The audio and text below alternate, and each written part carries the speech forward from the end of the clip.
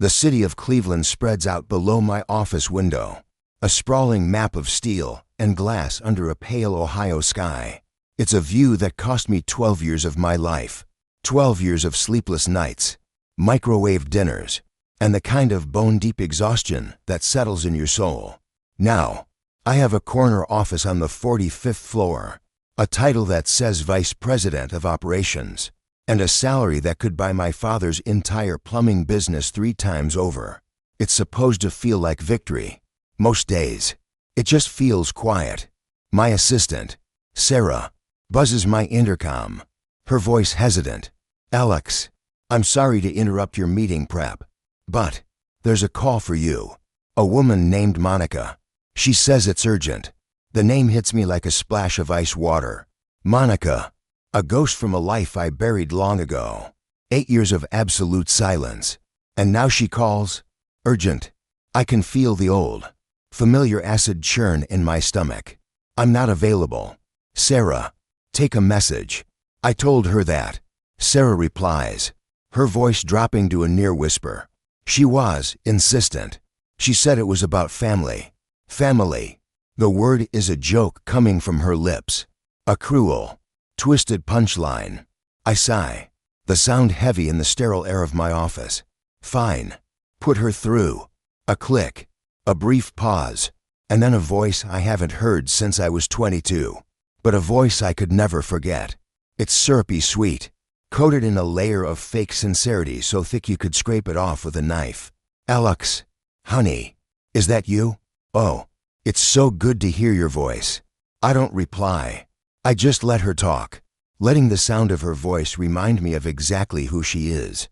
"Listen, I know it's been a while," she continues, the Fox cheeriness unwavering, "and I hope you're doing well. I see your posts on LinkedIn sometimes. So impressive. We're all so proud of you." We. The word hangs in the air between us. There is no we. Not anymore. "What do you want, Monica?" I ask, my voice flat and cold. Her tone shifts slightly, a flicker of practiced victimhood. "Well, I was just talking to a friend of mine, Vanessa, who works over at State University, and the funniest thing came up. She mentioned that Noah is doing so well, and that his tuition is being taken care of by you. That is just so generous of you, Alex." My knuckles turn white as I grip the phone. So that's how she found me. A privacy breach. A snake in the grass. "You know," she says, her voice lowering into a conspiratorial whisper, "your brother Ethan is getting ready to start college this fall. A wonderful boy.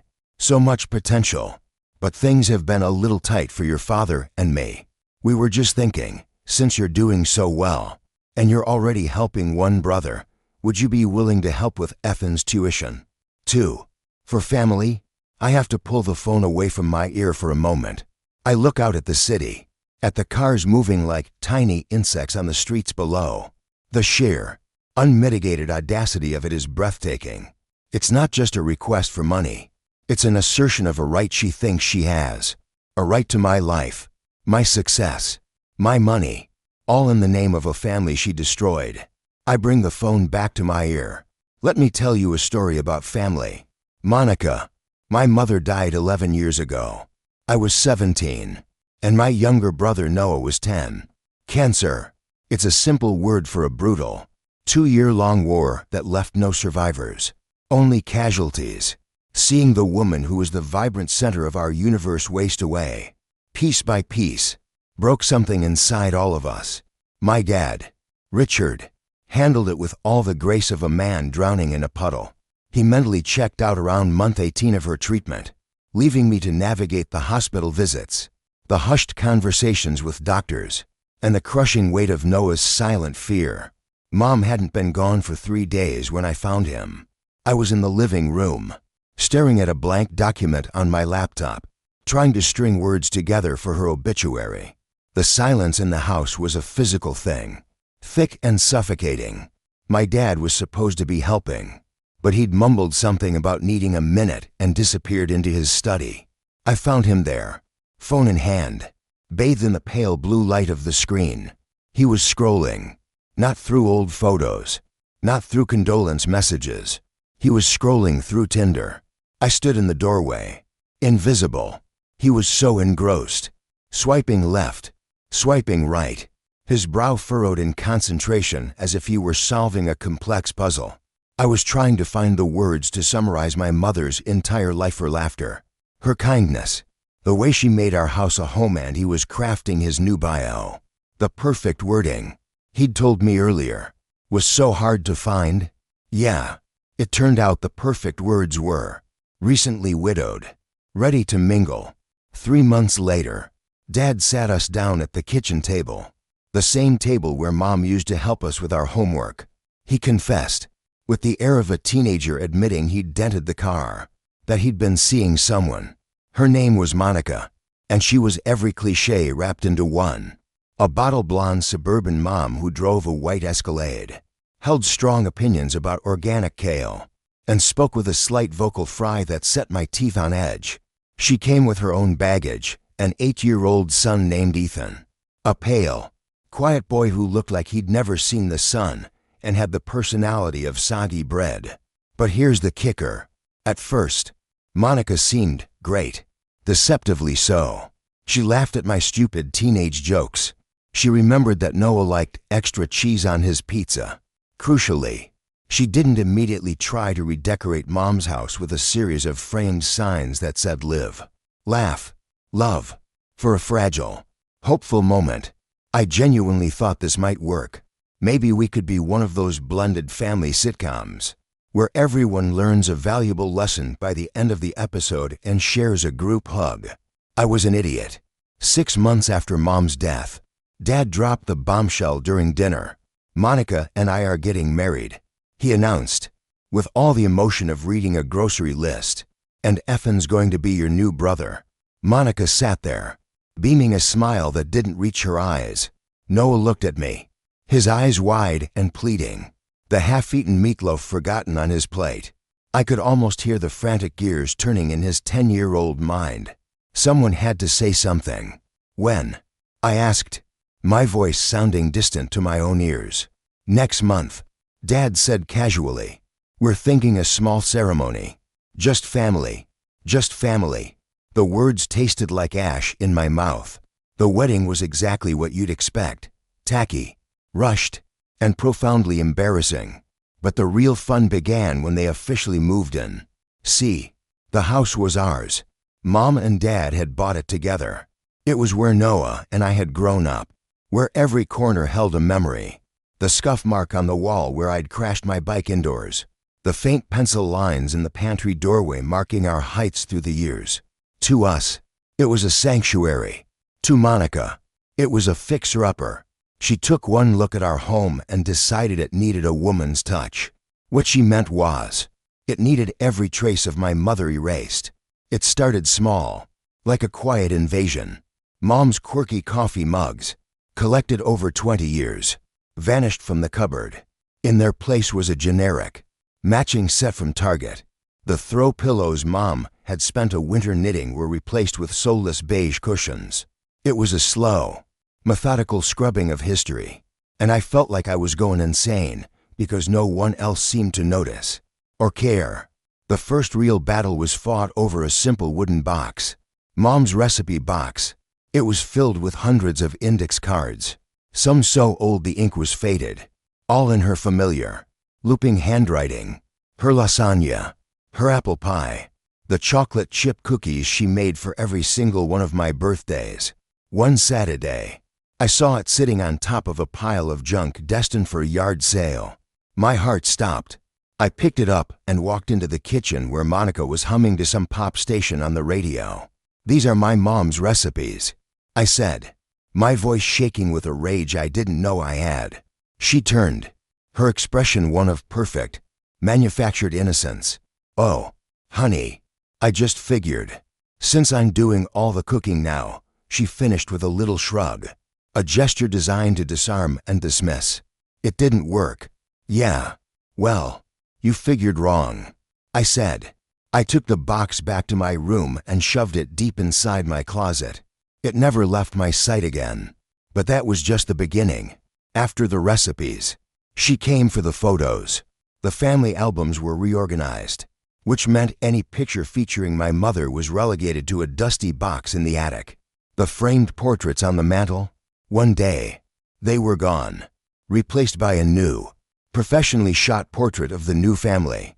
Dad, Monica, a smiling Ethan, and a deeply uncomfortable me and Noah, shoved in on the ends. My mother, airbrushed from our own history, and Ethan, from the moment he moved in. Ethan was the golden child. This kid couldn't tie his own shoes without receiving a standing ovation. He failed a math test. Oh, Ethan's just more of a creative type. He broke a lamp. Boys will be boys. Accidents happen. Meanwhile, if Noah forgot to put his dish in the dishwasher, it was treated like a federal crime, complete with a lecture from Monica on responsibility and respect. The double standards were insane.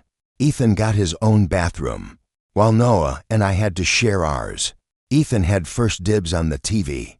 Ethan's friends were welcome anytime. But if I wanted Ryan to come over, I needed to give 24 hours notice. It was, as Monica would explain with a patient smile, about setting clear boundaries and fostering respect. It was about control. It was about slowly pushing us out. I tried to run interference. I became a buffer between Monica and Noah. When she made a snide comment about Noah's moodiness, I'd change the subject. When Dad bailed on Noah's baseball game to go to Ethan's piano recital, I'd show up, cheering loud enough for two. When Ethan accidentally broke Noah's new video game controller, I used the money from my part-time job at the hardware store to buy him a new one, telling him it was a gift from Dad. I was constantly patching holes in a sinking ship, trying to keep my little brother from drowning in a house where he was being made to feel like a stranger. But I was 17, and I was losing. I was waging a losing battle. The tension in the house grew thicker with each passing week. By the time I was a senior in high school, it was unbearable. I was 3 months away from turning 18, and Dad started dropping hints. He'd make casual comments at dinner about the real world, about the importance of learning to stand on your own defeat. At first, I brushed it off as standard dad talk, the kind of generic advice all parents give. I thought he was trying to prepare me for college, for life. I didn't realize he was preparing me for eviction. The truth came on a cold Tuesday night in February. I was coming home from my friend Ryan's house, my mind preoccupied with a calculus test and the upcoming prom. I walked in through the garage, quiet as a mouse, and heard their voices coming from the kitchen. Dad and Monica. They were talking in low, serious tones. I stopped in the hallway, hidden by the shadows, and listened. I just don't see how we can afford it. Richard, Monica was saying, her voice laced with a carefully constructed concern. College is so expensive, and with Ethan's private lessons and everything, we need to be smart about our future. I know. Moan. I know. Dad said, his voice weary. But they're my kids, and Ethan is your kid, too. Now, she countered smoothly, we have to think about his college fund. We can't keep splitting our resources 3 ways, especially when one of them is about to be a legal adult. He needs to learn what it's like to be independent. It will be good for him. It's what men do. I stood there in the dark, my heart hammering against my ribs so hard I thought they could hear it. My own father. He wasn't just talking about money. He was talking about me. He was debating my future, my place in this house, as if I were a line item on a budget that needed to be cut. That was the moment the last shred of hope I had for our blended family died. We weren't a family anymore. Noah and I were impediments. We were inconvenient, expensive relics of a past life, standing in the way of Monica's perfect, nuclear family fantasy. And my father, the man who was supposed to protect us, was willing to trade his own flesh and blood for a quiet life with his new wife. I crept upstairs without making a sound. The floorboards didn't even creak beneath my feet. I found Noah at his desk, hunched over his homework, the light from his lamp creating a small, warm circle in the dark room. He looked up when I came in, and I must have looked like I'd seen a ghost. because his face immediately crumpled with worry. What's wrong? How do you tell your 10-year-old brother that the man who is supposed to be his shield is actively plotting to get rid of you? How do you explain that your home is no longer a home? You don't. Nothing. Buddy, I said, forcing a smile that felt like it was cracking my face. I sat on the edge of his bed. Hey, promise me something. Okay. He nodded, his eyes still searching mine for the truth. No matter what happens. I said, my voice barely a whisper. You know you can always count on me. Always. Got it. He nodded again, confused but trusting. Are you going somewhere? I couldn't answer him. I just ruffled his hair and said, finish your homework. My 18th birthday arrived on a gray, drizzly Friday in May. Monica made dinner Ethan's favorite. Of course, lasagna. There was an awkward, store-bought cake with happy birthday scrawled on it in cheap, waxy icing. Dad handed me a card with a $50 bill tucked inside and a forced, hearty smile. After you finish your cake, son, he said, we need to talk. I knew what was coming. The whole meal felt like a prelude to an execution. After Noah and Ethan were excused, I sat at the kitchen table across from my father. Monica stood by the counter, polishing a wine glass that was already clean. A silent, smiling warden. Son, Dad began, leaning forward and adopting a tone of solemn wisdom. You're a man now, 18. It's a big day, and with that comes responsibility. It's time to start making your own way in the world. He paused, waiting for me to absorb his profound words. Your mother and I, well, we always planned that once you kids turned 18, you'd become independent. It builds character. He had the nerve to invoke my mother, to twist her memory into a justification for this betrayal. The rage that had been simmering inside me for months finally boiled over. What exactly are you saying? Dad, it's time for you to find your own place, he said, the words tumbling out faster now that the hard part was over. Get a job. Start your adult life. We're launching you. Launching me? I repeated, the words tasting like poison. So, you're kicking me out? On my 18th birthday? I'm not kicking you out, he insisted, his eyes flicking over to Monica for support. She gave him a tiny, encouraging nod. I'm launching you into adulthood. There's a difference. Oh, there was a difference. All right. One was an act of love. The other was an act of abandonment. When? I asked, my voice dangerously quiet. End of the week, he said, suddenly unable to meet my gaze. That gives you plenty of time to figure out your arrangements. A week to dismantle my entire life. I didn't say another word. I just stood up, pushed my chair in, and walked upstairs. I closed my bedroom door and pulled out my phone. I called Ryan. He picked up on the second ring. Dude, what's up? My voice was hollow. Ryan, I need a favor. A really big one. Less than 20 minutes later, a pickup truck pulled into our driveway. Ryan was in the passenger seat. His dad, David Henderson, was behind the wheel. David was everything my father wasn't. He was solid, dependable, the kind of guy who coached Little League not for the glory, but because he believed kids needed good role models. When my mom was sick, it was David who drove me to soccer practice when my dad was too busy at work. It was David who sat with me in the hospital waiting room on one of the bad nights, not saying much, just being there. Ryan and I had been best friends since we were 7, and his mom, Rebecca, used a joke that they should just adopt me since I spent more time at their house than my own. After Mom died, the joke started to feel more like a prophecy. I told them everything. Standing there on the front porch in the cold drizzle, I told them about the conversation I'd overheard, about the birthday dinner, about being launched. David listened, his expression growing harder with every word. When I was finished, he looked past me, toward the warm light of the kitchen window where my father was probably congratulating himself on a parenting job well done. So, let me get this straight, David said, his voice a low rumble.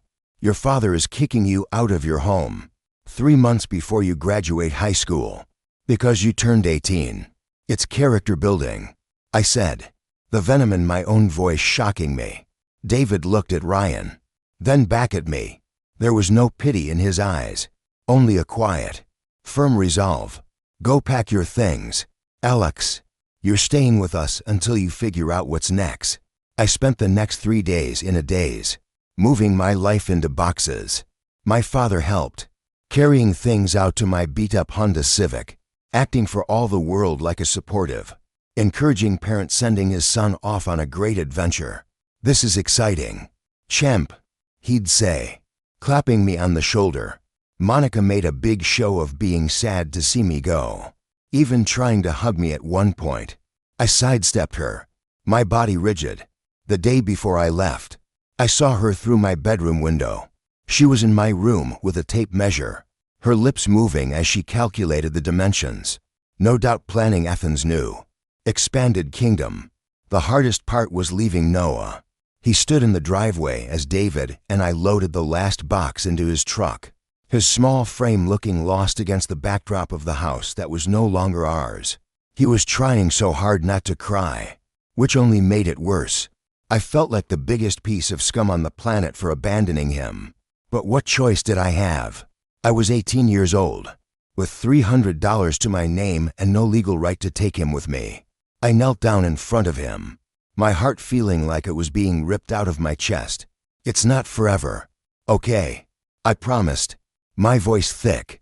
I'll call you every single day. And if anything happens Sanathing at a lie you tell me. You hear me?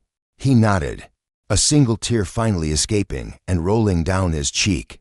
He wiped it away angrily. Will you still come to my baseball games? Every single one. I swore. It was the only thing I had left to give him. A promise. As we drove away, I looked in the rearview mirror. My father and Monica were standing on the porch, waving, their smiles wide and bright. They looked relieved, free. Behind them, Noah stood alone in the driveway, a small, solitary figure growing smaller and smaller until he was just a speck. And then he was gone. Ryan and I graduated that June. The ceremony was held on the high school football field, under a sweltering Ohio sun. My dad showed up. He even brought Monica and Ethan. He beamed, snapped pictures, and posed with me for the camera, playing the part of the proud father to perfection. But when the other parents started talking about college plans and tuition payments, Dad suddenly had an urgent phone call to take. He was a master of the strategic disappearance. College was supposed to start in the fall. I'd been accepted to Cleveland State University. It wasn't an Ivy League school, but it was a solid public university. A path forward. The problem was, the college fund my mom had so carefully set up for Noah and me had mysteriously vanished. After she died, Dad claimed the medical bills had drained it dry. It was a plausible lie, the kind of tragedy that people nod at sympathetically and don't question. Yet, somehow, in the wake of this devastating financial loss, Ethan's future remained as bright and well-funded as ever. So, instead of going to freshman orientation and picking out a dorm room, I was filling out job applications. I moved out of the Hendersons' basement 6 months after graduation. David and Rebecca never once made me feel like a burden, but I couldn't live off their charity forever. I found a dingy studio apartment in a rough part of town for $400 a month. It was 300 square feet of character, which was realtor speak for peeling paint, questionable plumbing, and a bathroom shared with whatever was living in the walls. But it was mine. My life became a relentless, grinding cycle of work and exhaustion. I got a job loading trucks at a warehouse on the industrial side of town. The shift started at 5 o'clock a.m. Pure, brutal, physical labor that left my muscles screaming, and my mind numb to dwell on how screwed up my life had become. When my shift ended at 1 o'clock p.m., I'd grab a cheap burger and drive across town to my second job, working the counter at a Shell station in a neighborhood where the streetlights were always broken. That shift ran from 3 o'clock p.m. to 11 o'clock p.m., 7 days a week. It was a 4.5-year blur of microwaved burritos, stale coffee, and 3 hours of sleep a night if I was lucky. While I was living this life, Ryan was at Ohio State, living in the dorms, going to football games, and doing all the normal college kid things. We tried to stay close, but our worlds were drifting apart. His biggest worry was a midterm exam. My biggest worry was making rent.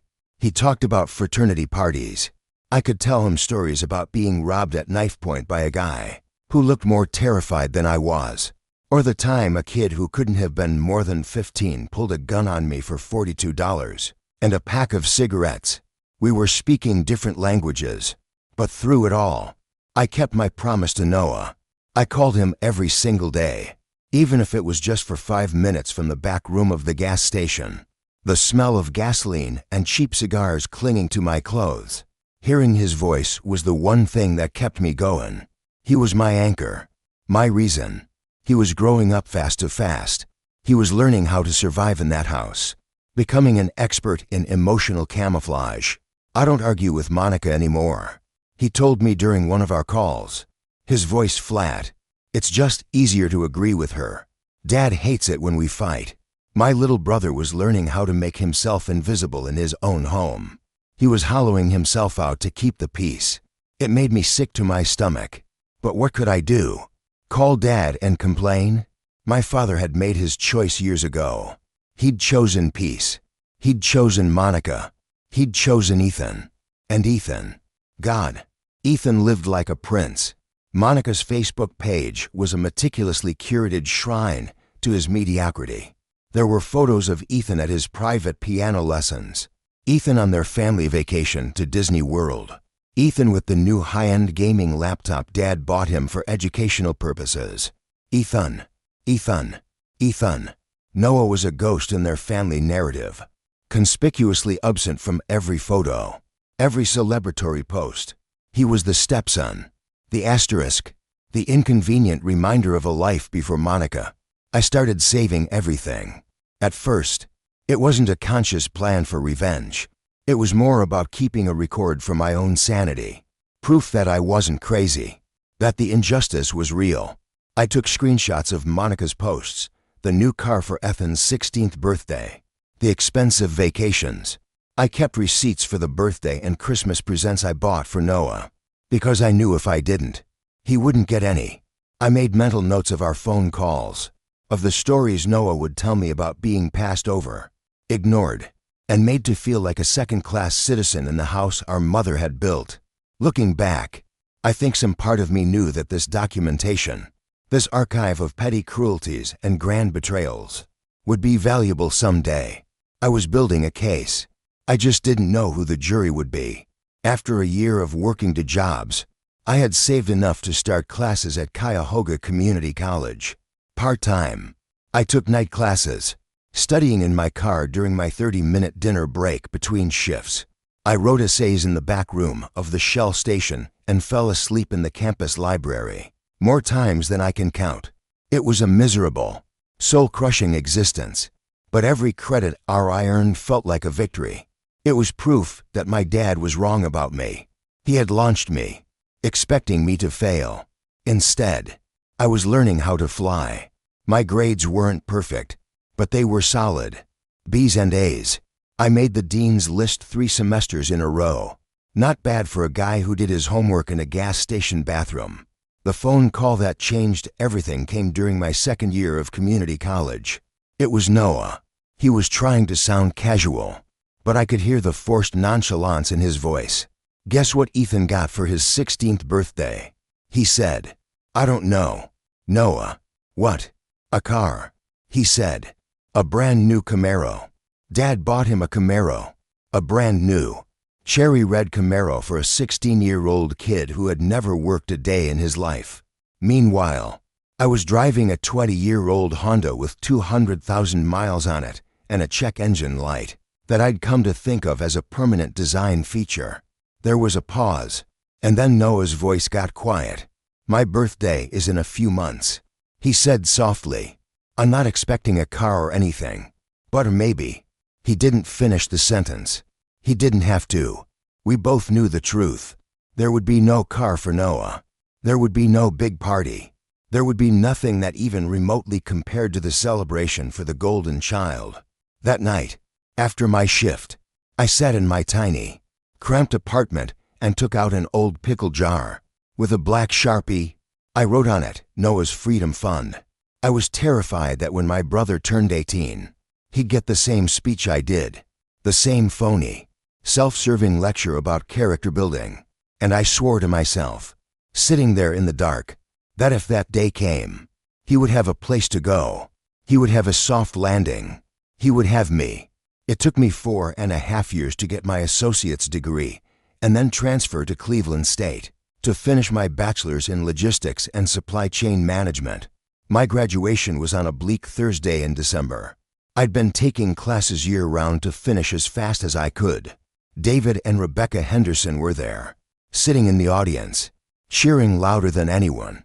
Ryan was there, too, slapping me on the back, genuinely proud of his friend who had crawled his way out of the gutter. My dad didn't come.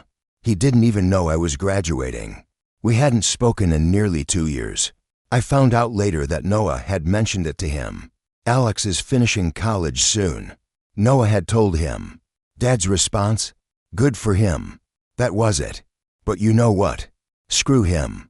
I didn't walk across that stage for his approval. I did it for me. I did it for Noah. And I did it for my mom. I knew, somewhere, she would have been proud. During my final semester, I started getting job offers. It turned out that the skills I'd developed juggling 2 jobs, managing my time down to the minute, solving problems on the fly with no resource were exactly what logistics companies were looking for. I accepted a position with a company called Meridian Supply Solutions. The starting salary was $45,000 a year.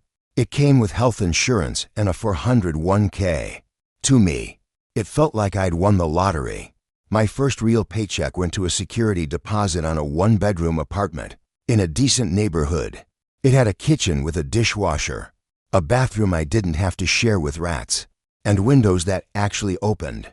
For the first time since I was 17, I felt like I could breathe. 18 months later, I was promoted to senior analyst. My salary jumped to $60,000. I was good at my job. Really good. I understood the flow of things, the intricate dance of supply and demand, how to make a complex system run smoothly. By the time I was 25, I was making $75,000 a year and had just been promoted to regional manager. I had my own office. I had a team. I had CEOs twice my age listening to my advice. And through it all, I kept calling Noah. I watched from a distance as he navigated the treacherous waters of high school. A quiet, resilient kid who had learned to survive in a place where he was loved conditionally.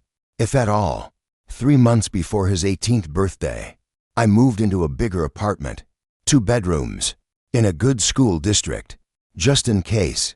I'd been preparing for it for years. The call, the speech, the kick in the gut. I had a plan. I had the money. I had a room waiting for him. But when the phone finally rang at 11:47 on a Tuesday night, my stomach still dropped to the floor. Noah's name flashed on the screen. I answered before the first ring finished. He did it. Noah said, his voice eerily calm.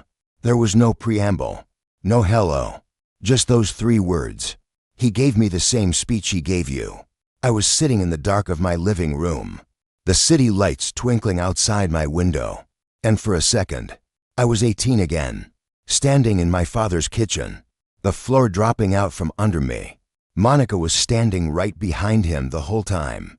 Noah continued, a bitter, hollow laugh escaping his lips, nodding along like a damn bobblehead.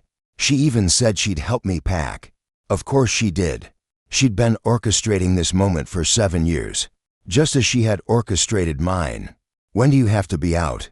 I asked, my voice already shifting into a calm, logistical mode. Emotion could come later. Right now, action was required. He said I have until Sunday. Noah replied, 3 days. At least he gave you a week. The petty cruelty of it was almost impressive. Pack your stuff. I told him, my voice firm. I'm on my way. You don't have to. Alex, I can figure it out. Maybe I can stay with a friend for a few nights. Like hell you will.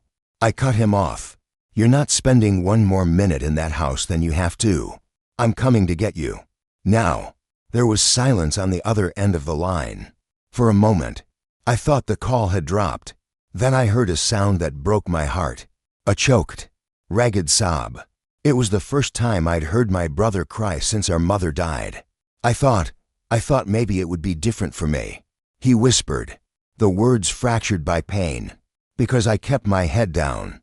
I got good grades. I never caused any trouble. I thought maybe he'd actually want me to stay. And there it was. The hope. The stubborn, resilient hope of a child who just wants his father to love him. After everything Dad and Monica had put him through, after years of being treated like an afterthought, a part of him still craved their approval.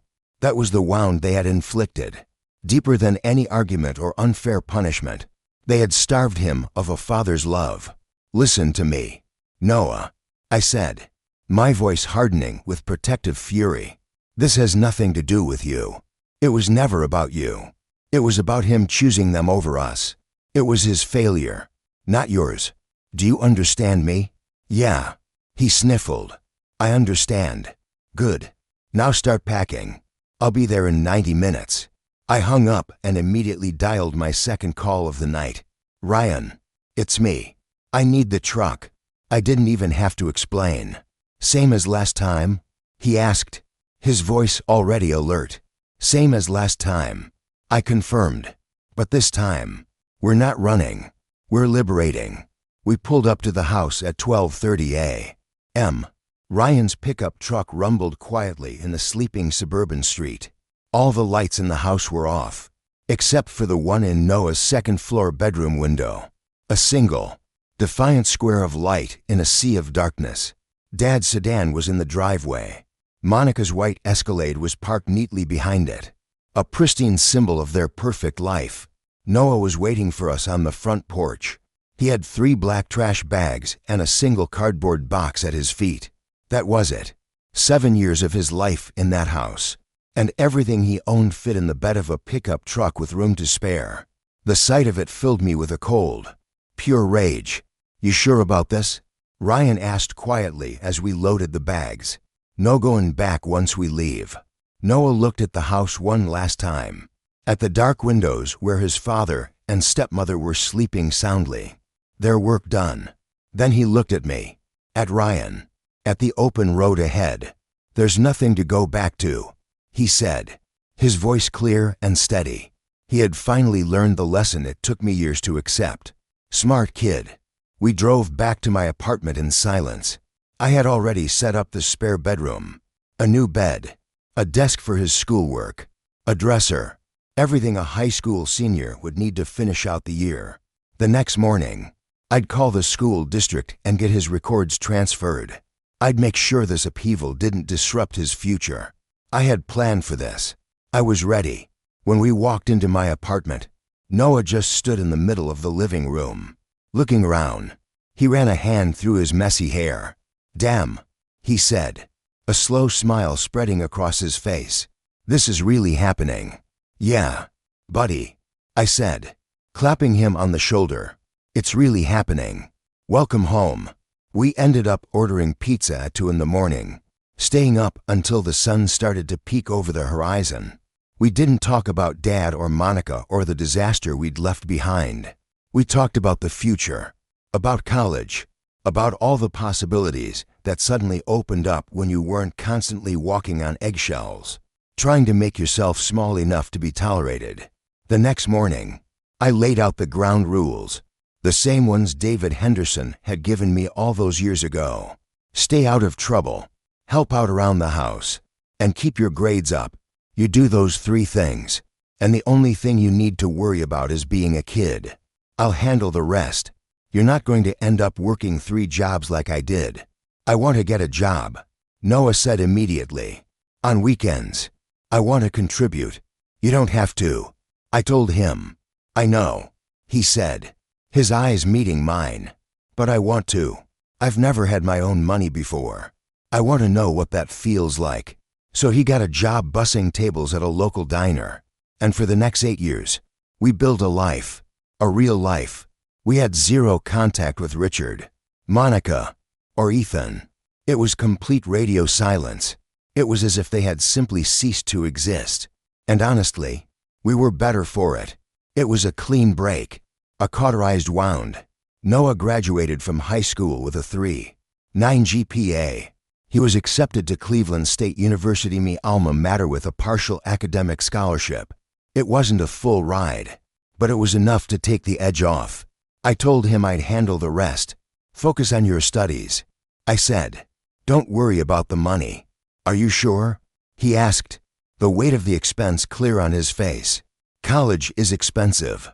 So is therapy. I replied with a grin. And I'd rather pay for your education than pay for a shrink to listen to you complain about your deadbeat dad. He laughed, but I was dead serious. Every tuition check I wrote was a middle finger to my father's philosophy of character building. Every textbook I bought for Noah was an act of defiance. This was what a father was supposed to do. This was providing. This was support. This was love. During those 8 years, my own career took off. Regional manager became district manager. District manager became vice president of operations. By the time I was 30, I was making a 6-figure salary, with a corner office and a view that stretched all the way to Lake Erie. In 2021, I met Clara. She was a marketing director from a firm we worked with. She was smart, funny, and completely unimpressed by corporate posturing. When I eventually told her the sordid, complicated story of my family, she didn't try to fix it. She didn't offer platitudes about forgiveness or reconciliation. She just listened, her expression thoughtful. And when I was done, she said, their loss. And I knew she meant it. Clara loved Noah like he was the little brother she never had. She helped him pick his classes, taught him how to drive a manual transmission in her old Jeep, and gave him terrible but well-intentioned advice about his dating life. For the first time since my mom died, we felt like a real family. A small, cobbled-together family, but a family nonetheless. We were whole. We were happy. We were at peace. And then they found out I was paying for Noah's college. The call from Monica was just the opening shot. I knew it wouldn't end there.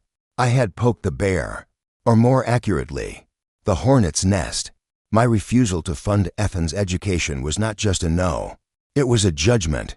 It was a declaration that my loyalty, my resources, and my definition of family did not include them. And they could not stand that. Sure enough, later that same day, my father called. He didn't bother with the phony pleasantries. His voice was hard, laced with an indignation that was so deeply ingrained I think he actually believed it. What the hell is your problem? He barked into the phone. Monica calls you, asking for a little help, and you treat her like dirt? A little help? I repeated, my voice dangerously calm. She asked me to pay for Ethan's college tuition. That's not a little help. Dad, that's a mortgage. He's your brother, he shouted, and you're sitting on a pile of money, acting like you're better than everyone. You don't get to turn your back on this family the second you make a little cash. We raised you. You raised me?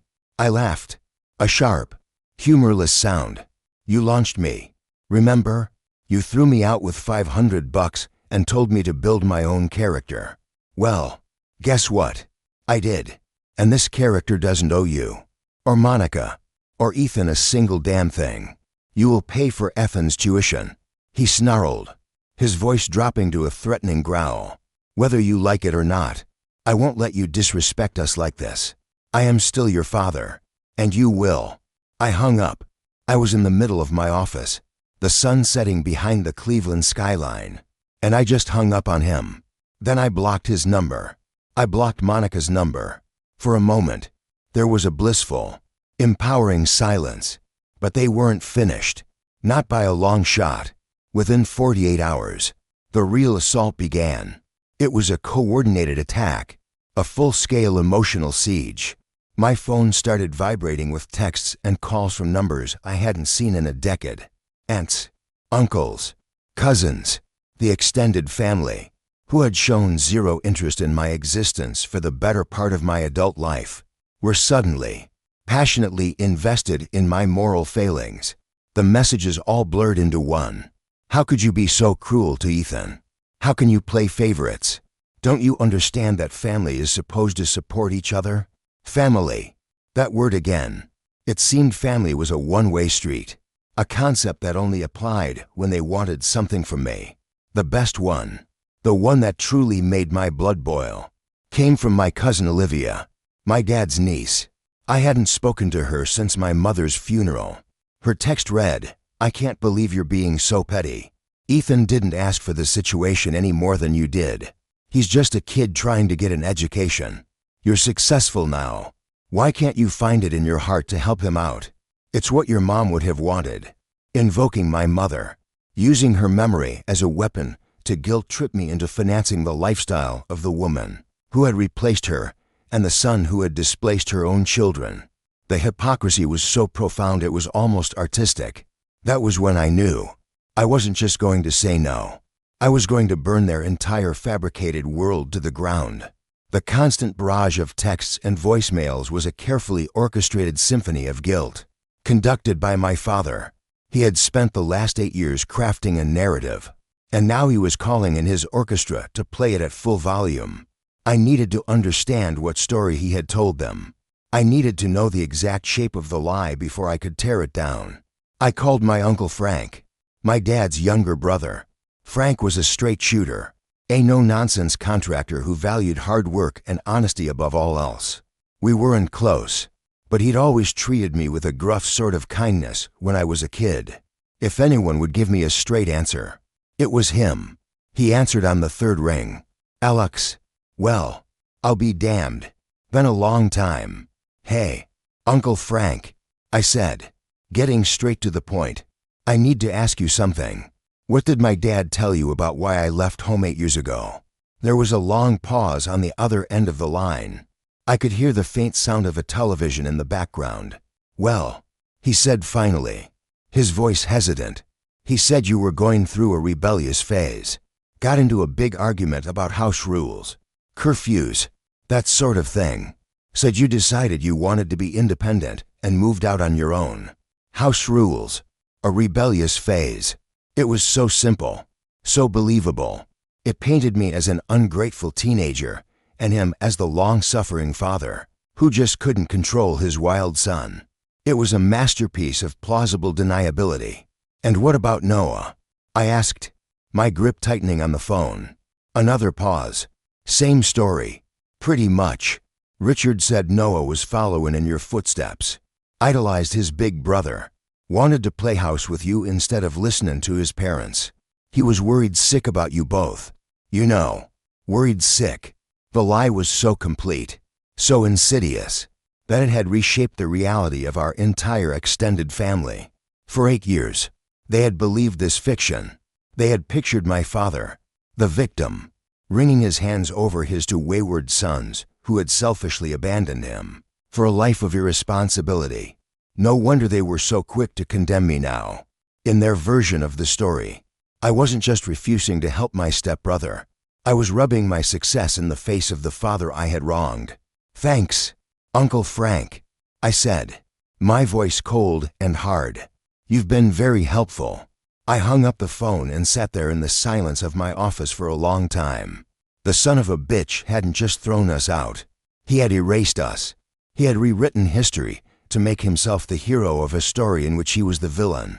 He had poisoned the well, ensuring that if we ever needed help, no one would be there to give it. That's when I decided it was time for a history lesson. My version. I spent the next hour composing an email. It was short, polite, and to the point. The subject line read, "Family meeting, a clarification." I sent it to every aunt, uncle, and cousin who had felt the need to contact me over the past 2 days. I invited them to a group video call on Sunday evening. I'd like to clear up some misunderstandings about the events of the past 8 years. I wrote, "I believe it's important that we're all on the same page." Sunday evening arrived. I was in my home office, Clara sitting in a chair just out of the camera's view.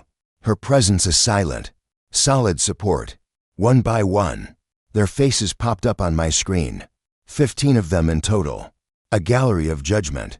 My Aunt Margaret, my Uncle Bill, my cousin Olivia, all looking at me with a mixture of curiosity and righteous disapproval.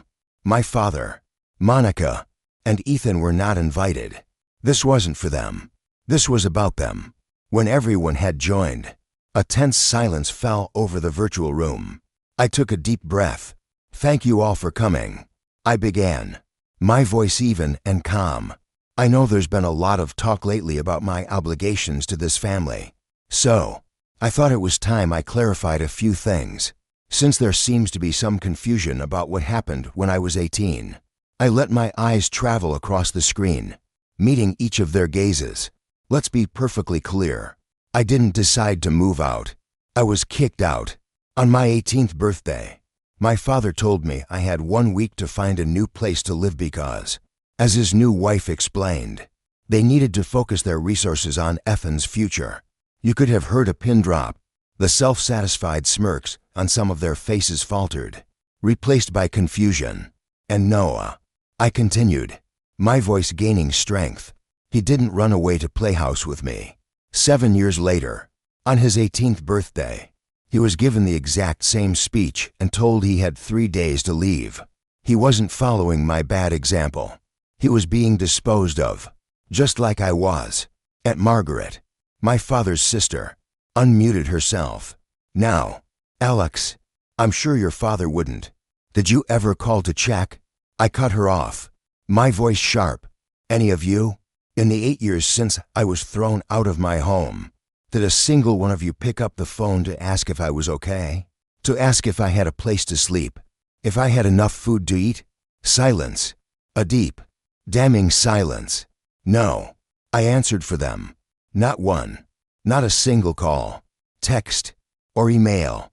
You all accepted my father's story without question, because it was easier than getting involved. It was easier to believe I was a troubled kid than to believe your brother was a monster. But now that Monica needs money for her son, suddenly I'm family again. Suddenly, you all have very strong opinions about my character." I leaned closer to the camera. My father chose his new family over his biological sons. He made his decision a long time ago. And all of you, with your silence, you enabled it. You co-signed his lie. So, you'll have to forgive me if I'm not interested in your lectures on family values. You're angry that I won't subsidize the golden child's education after his parents threw the other 2 children away. Too bad. Without another word, I ended the call. The 15 faces vanished, replaced by the reflection of my own. I leaned back in my chair, my heart pounding, a strange mix of adrenaline and relief washing over me.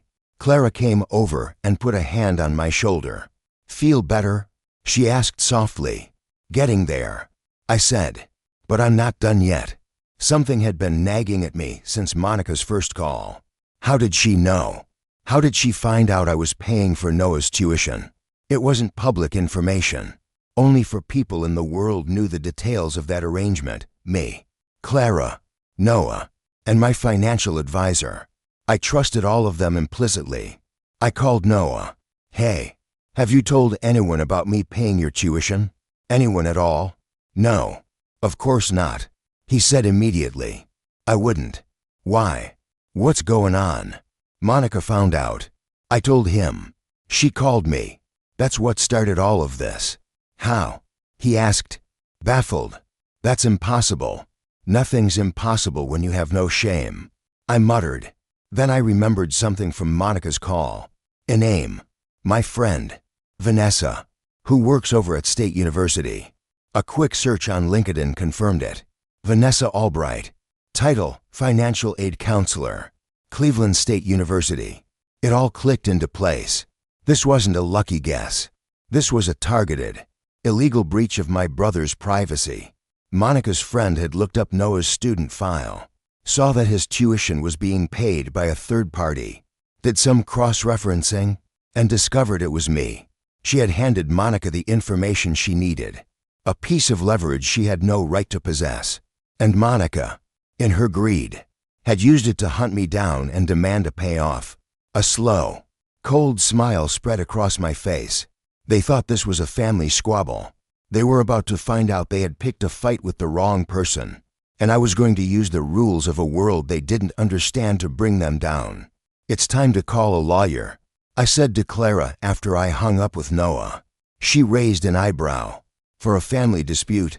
"No," I said, pulling up the contact information for the best corporate lawyer in Cleveland. "This isn't about family anymore. This is about FERPA, the Family Educational Rights and Privacy Act. It's a federal law that protects the privacy of student education records. Violations are a very, very big deal. When institutions mishandle student data, they can lose their federal funding. The Department of Education does not mess around with privacy breaches. For a public university like Cleveland State, losing federal funding would be a death sentence." Within a week, my lawyer had sent a formal letter to the university's general counsel. We didn't make threats. We simply laid out the facts. We had evidence that a university employee, Vanessa Albright, had access to students' financial records without a legitimate educational interest. We had evidence that she had disclosed confidential information to an unauthorized third party, Monica Vance. We had phone records, timestamps, and a motive. We had a case so airtight it squeaked. The university panicked, as I knew they would. An internal investigation was launched immediately. They put Vanessa on administrative leave. Their legal team called my lawyer, their tone shifting from defensive to deeply conciliatory. They wanted to make this go away. Quietly, we settled out of court. They offered $75,000 in damages for the breach of privacy, enough to cover the rest of Noah's undergraduate tuition, with plenty left over for a master's degree if he wanted one. Vanessa Albright was fired, and the university implemented a whole new set of privacy protocols and mandatory staff training. I took a small, grim satisfaction in knowing that karma sometimes just needs a little push from a good lawyer. But that was just the warm-up act. Remember how I said I work in supply chain management? It's a smaller world than you might think. Everyone knows everyone, or at least knows someone who knows them. Reputation is currency. Trust is everything. Word gets around about who is reliable, who is a straight shooter, and who you should avoid at all costs. My father, Richard Carter, ran a mid-sized plumbing supply company. 4 years. He'd done well enough, riding the wave of new housing developments and commercial construction in the greater Cleveland area. But it turns out that when you spend more time playing the part of the perfect suburban husband than you do actually running your business, things start to slip. His company, Carter Plumbing Solutions, had been struggling for a few years. I knew this not because he ever spoke to me, but because the industry is a fishbowl. I'd hear whispers at trade shows, casual comments from vendors. Margins were getting thinner. He was slow to pay his suppliers. He was losing bids to more aggressive, more modern competitors. He was trying to land contracts with some of the larger construction firms in the region, firms that my company, Meridian, did millions of dollars of business with every year.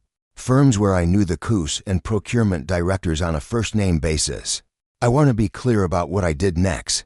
I didn't sabotage him. I didn't spread lies or call in favors to have him blacklisted. That would have been too crude, too obvious.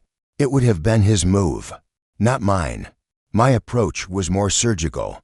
I just made sure the right people had the right information to make their own informed decisions. I was at a business lunch with the VP of a major construction company, a guy named Mark, who was considering Carter Plumbing for a big multi-family housing project.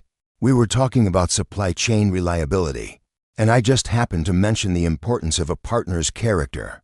"You know, it's funny," I said, swirling the ice in my glass. "You can tell a lot about how a man runs his business by how he runs his life. Integrity is integrity, whether it's at home or on a balance sheet. A guy who cuts corners with his family, he's probably cutting corners on his material quality, too." I never mentioned my father's name. I didn't have to. Mark was a smart guy. He knew I had a complicated family history. He knew my father was also in the industry. A week later, I heard through the grapevine that Carter Plumbing had lost the bid.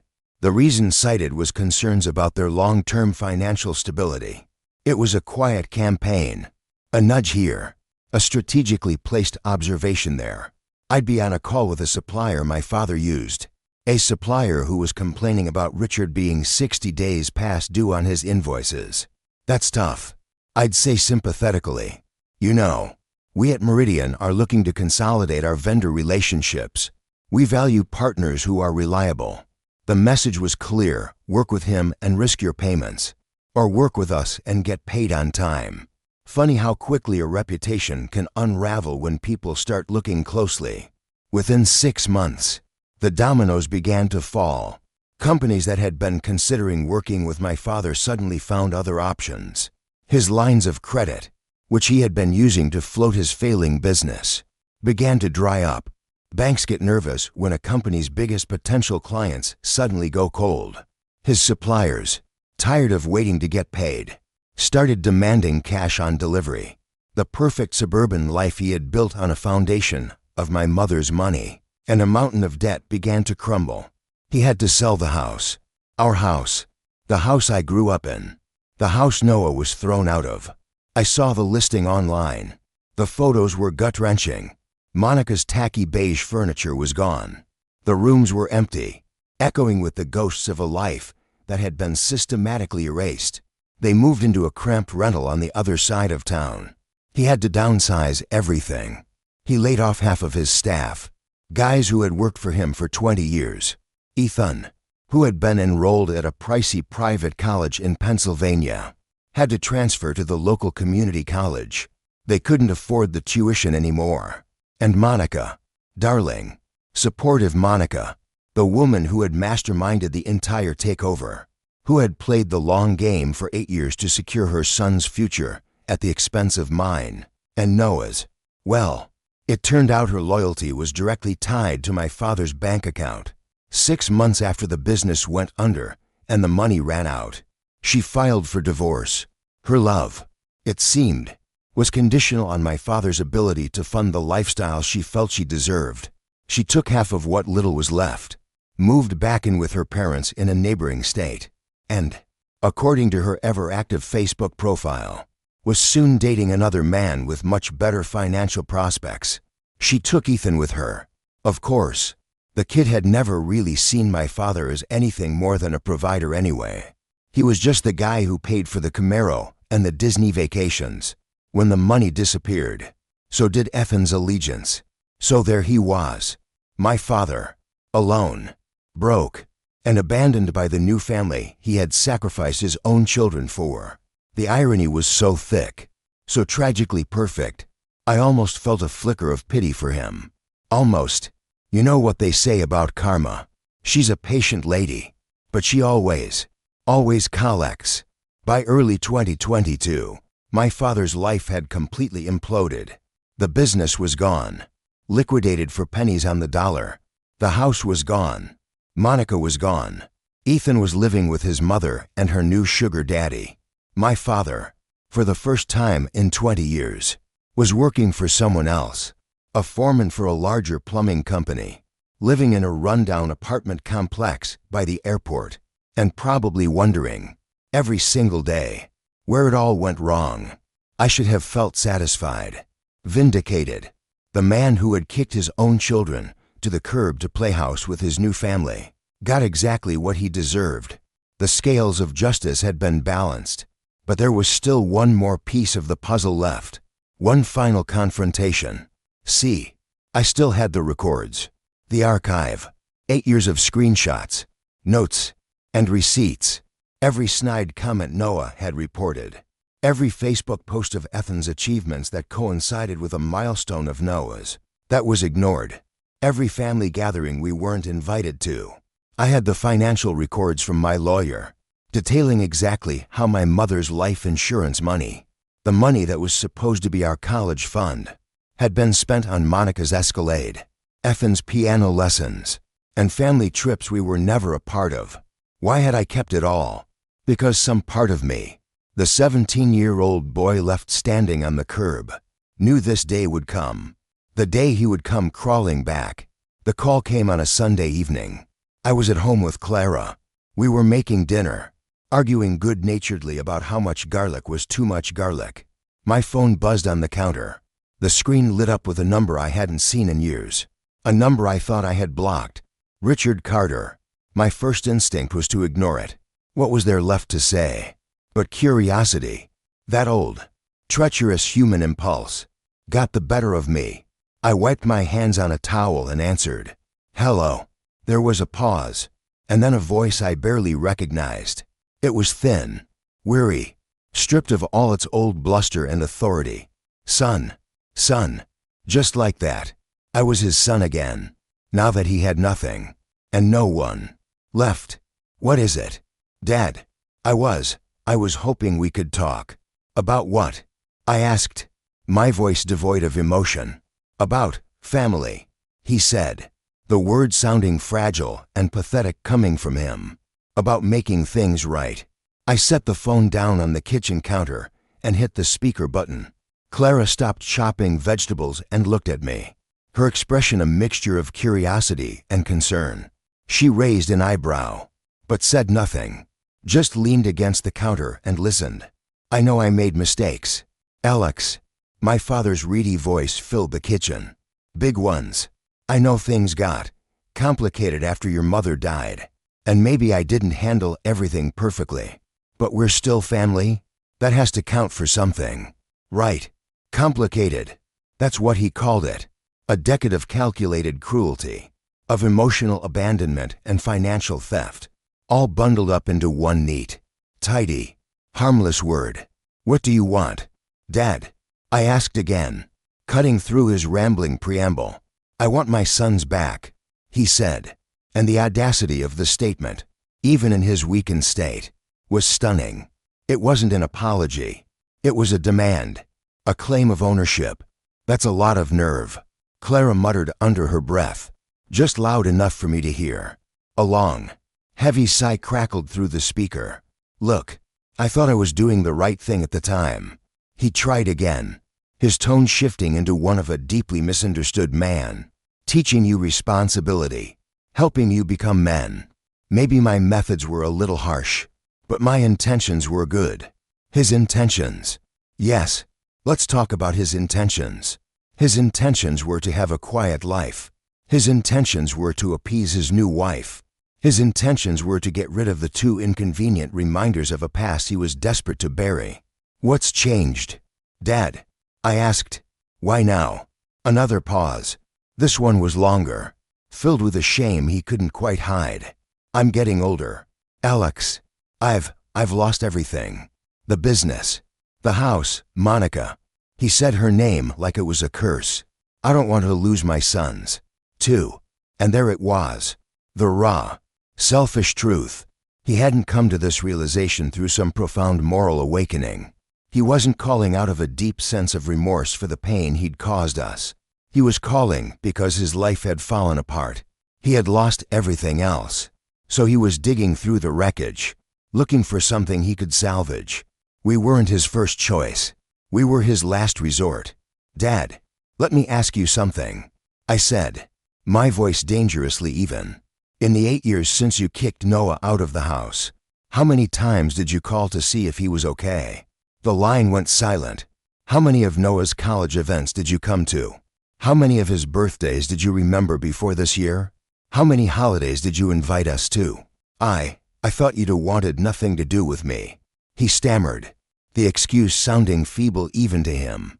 "We were kids," I said, the words sharp and precise. "You were the parent. It was your job to fix it, not ours. It was your job to bridge the gap you created." I could hear him breathing on the other end, the sound shallow and ragged. He was trying to find a new angle, a new way to spin this to his advantage. "I know I wasn't perfect," he finally said, his voice cracking, "but I'm willing to make amends. We can start over, put the past behind us." As if 8 years of calculated neglect were a minor misunderstanding that could be wiped away. As if the scars he'd left on me and Noah were just chalk marks that could be easily erased. "What about Ethan?" I asked. a sudden, cold curiosity taking hold. Is he part of this big family reunion? Ethan. He sounded genuinely confused by the question.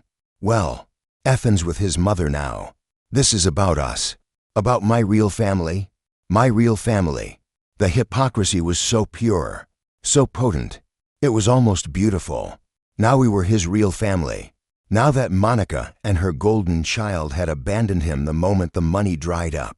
It was funny how quickly our blood relationship started to matter again, when he had no one else left. I looked at Clara. She just slowly shook her head, her eyes wide with disbelief. I'll think about it, I told him. The lie slipped out easily. A wave of audible relief washed through the phone. Of course, son. Of course. Take all the time you need. Just think about it. I hung up and stared at Clara. The smell of garlic filled the air. You're not seriously considering this, she said. It wasn't a question. No, I said. A slow, cold plan beginning to form in my mind. But I am curious to see just how far he's willing to go to get what he wants. Over the next few weeks, my father embarked on what I could only describe as a redemption tour. He called and left rambling, maudlin voicemails about family and regret. He texted me old photos from when I was a kid, pictures of him and me and Mom at the beach, as if trying to remind me of a time before he had broken everything. He even sent Noah a birthday card. It was the first one he'd received from his father in 8 years. Noah brought it over to my apartment, holding it like it was a piece of unexploded ordnance. He opened it in my living room. It was a generic, drugstore card. Inside, in my father's shaky handwriting, were 5 words: I'm sorry for everything. Love. Dad.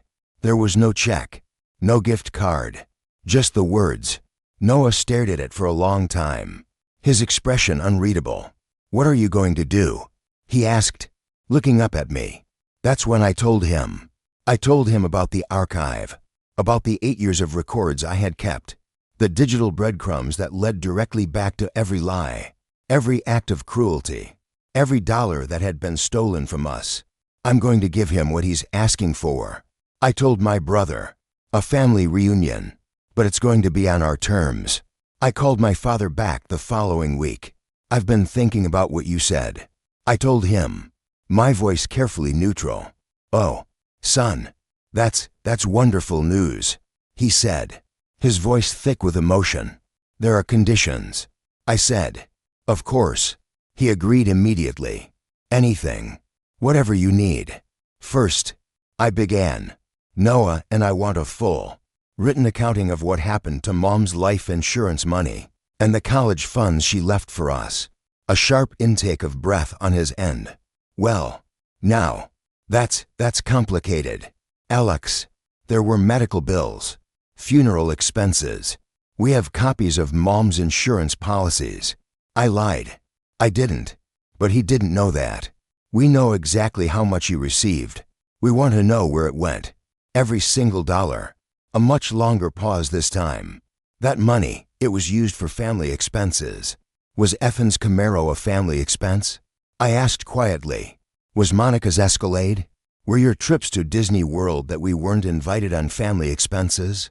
I don't see how rehashing the past is going to help us move forward. Dad, it's not about moving forward, I said. It's about establishing a baseline of truth. That's condition number 1. He was silent for a moment. And number 2? Condition number 2. We want you to tell the extended family the truth about what happened. All of it.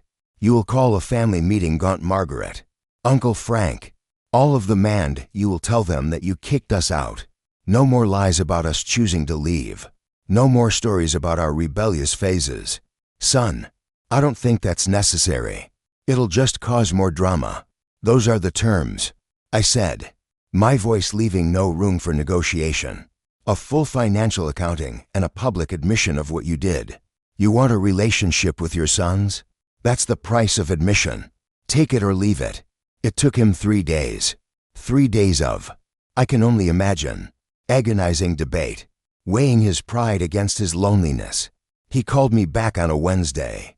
Okay, he said, his voice heavy with defeat. I agree to your terms. Good. I said. We'll meet at your apartment. Next Sunday. Be ready. That Sunday, Clara and I drove to his apartment complex. It was a bleak, rundown place near the highway. The paint peeling off the buildings. The landscaping dead and brown. He answered the door looking even older and more beaten down than he had sounded on the phone. The apartment was small and smelled of stale cigarettes and regret.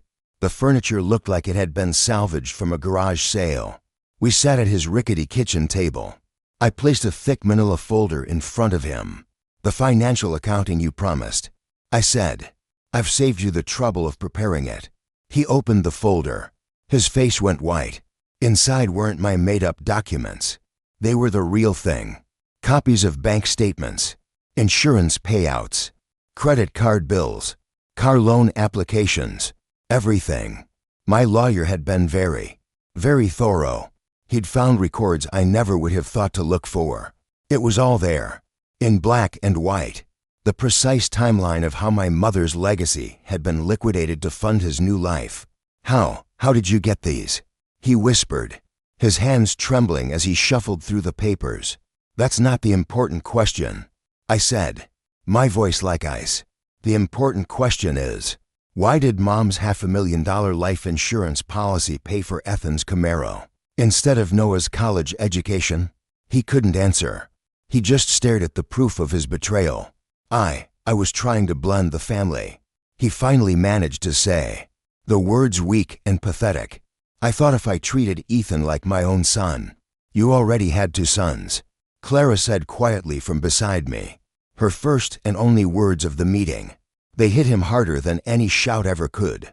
My father visibly flinched at Clara's words, as if struck. He had no response.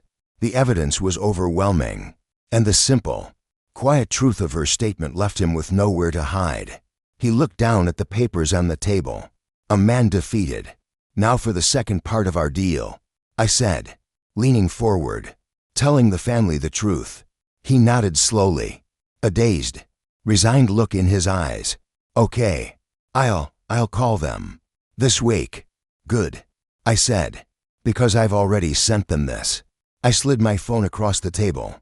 On the screen was the email I had sent exactly 1 hour before our meeting. The recipient list was long, containing every aunt, uncle, and cousin in the Carter family orbit. The subject line was the same as before, family meeting, a clarification. But this time, the body of the email was much longer. It was a complete, exhaustive timeline, starting from the day my mother died. It contained dates, times, and direct quotes from my notes. It had the screenshots of Monica's gloating Facebook posts. It had scans of the receipts for the gifts I'd bought Noah. And attached, in a neat, password-protected PDF file, was every single financial document that was currently spread across his kitchen table. The password was my mother's birthday. I'd included that detail in the email. He scrolled through it, his face turning from pale to a ghastly shade of gray. I had laid his entire life bare. Every lie, every betrayal, every selfish decision, all meticulously documented and delivered to the very people whose opinions he had so carefully curated for over a decade. This will ruin me, he whispered, his voice a hoarse croak. I took my phone back and stood up. No, Dad, I said, my voice calm. The rage I had carried for so long finally gone, replaced by a profound, chilling emptiness. You ruined yourself. You did this. Every choice, every lie. Now you just have to live with the consequences. The same way Noah and I had to live with the consequences of you kicking us out. I turned and walked toward the door. Clara followed, her hand resting gently on the small of my back. Wait, he called out, a desperate edge to his voice. He stood up, his chair scraping against the cheap linoleum floor. What about us? What about us being a family again? I agreed to your terms. I thought we had an agreement. I stopped at the door and looked back at him, a man drowning in the wreckage of his own making. We stopped being a family the day you chose them over us. Our agreement was that you would tell the truth. I just helped you do it more efficiently. If you thought this was about forgiveness, If you thought we could just go back to playing house after all these years, then you learned nothing. This wasn't a negotiation. It was a reckoning. We left him there, standing alone in his sad little apartment, surrounded by the ghosts of his failures.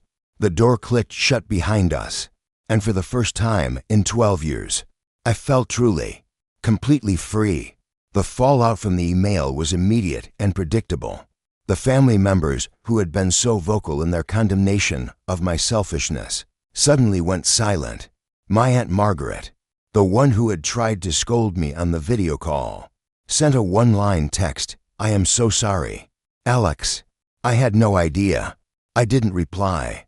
A few others tried to call, their voicemails filled with feeble apologies and awkward attempts at justification. But most of them just pretended the email never happened. It was easier to look away, just as it had been 8 years ago. My grandfather, my mother's father, called me 3 days later.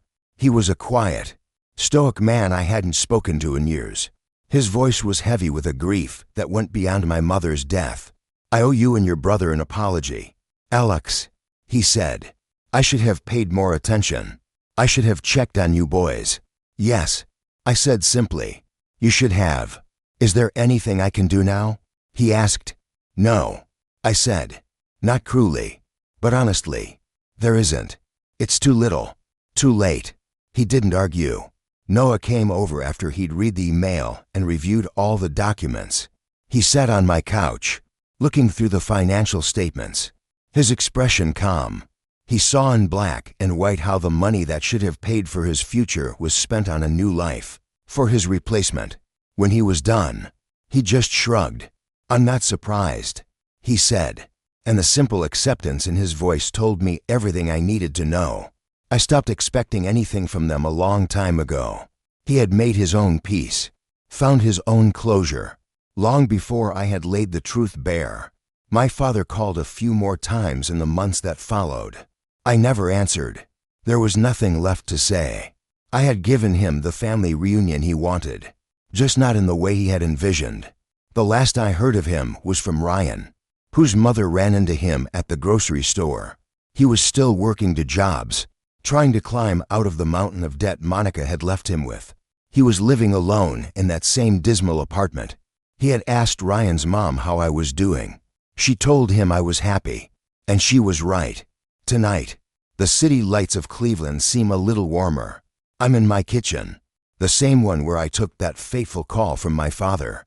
Clara is here, and we're trying to teach Noah how to make our mother's lasagna from the recipes in that old wooden box I saved all those years ago. Flour is everywhere.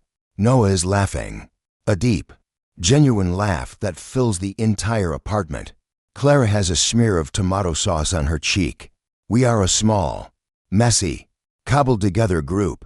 We are not bound by obligation or shared history, but by choice. We are a family built not on blood, but on loyalty, on support, and on the shared understanding that you don't get to choose the family you're born into, but you damn well get to choose the one you build. The inheritance my father left me wasn't money or property. It was a lesson, paid for in pain and sealed in betrayal, that sometimes the most loving thing you can do for yourself is to walk away. And the most powerful thing you can do for your past is to tell its truth, loud and clear, for everyone to hear. He didn't build my character by kicking me out. I built it in spite of him, and that is a legacy no one can ever take away.